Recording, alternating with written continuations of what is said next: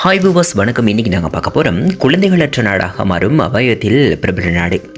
குழந்தைகள் பிறப்பு விகிதத்தில் வரலாற்று சரிவு. வாங்க வீடியோக்குள்ளே போகலாம்.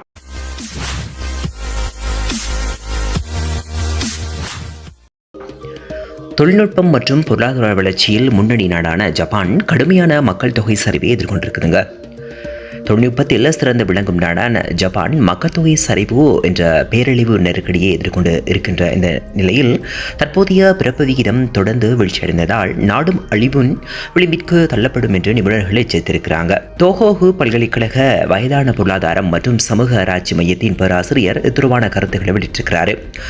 2720 ஜனவரி 5 நாட்டில் 14 வயதுக்குட்பட்ட ஒரு குழந்தை மட்டுமே இருக்கும் என்றும் சொல்லியிருக்கிறாங்க.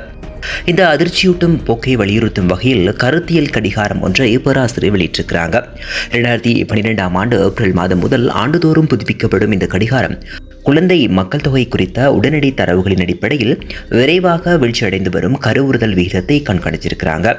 சமீபத்திய கணக்கீடுகள் குழந்தை மக்கள் தொகையில் ஆண்டுகளுக்கு 2.3% வீழ்ச்சி ஏற்பட்டதாக சொல்றாங்க.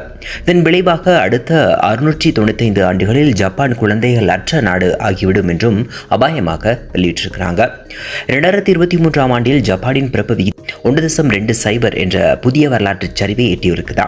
இதற்கு திருமணங்கள் குறைவடைதல், தனிமையான வாழ்க்கையை தேர்ந்தெடுப்போர் அதிகரித்தல் மற்றும் குழந்தை பெற்றுக்கொள்ளும் ஆர்வம் குறைதல் ஆகியவை இதற்கு முக்கிய காரணங்களாக சொல்லப்படுறாங்க. 2024 முதல் பாதியில் பிறப்பு விகிதம் மேலும் வீழ்ச்சியடைந்து 1969 பிறகு மிக குறைந்த அளவை எட்டியுள்ளதாக அரசாங்கம் தரவுகள் வெளியிட்டிருக்கிறாங்க. ஓகே, நாங்கள் அடுத்த தொழில்களும் சந்திப்போம். வீடியோ பிடிச்சிருந்தா லைக் பண்ணுங்க, ஷேர் பண்ணுங்க, சப்ஸ்கிரைப் பண்ணுங்க.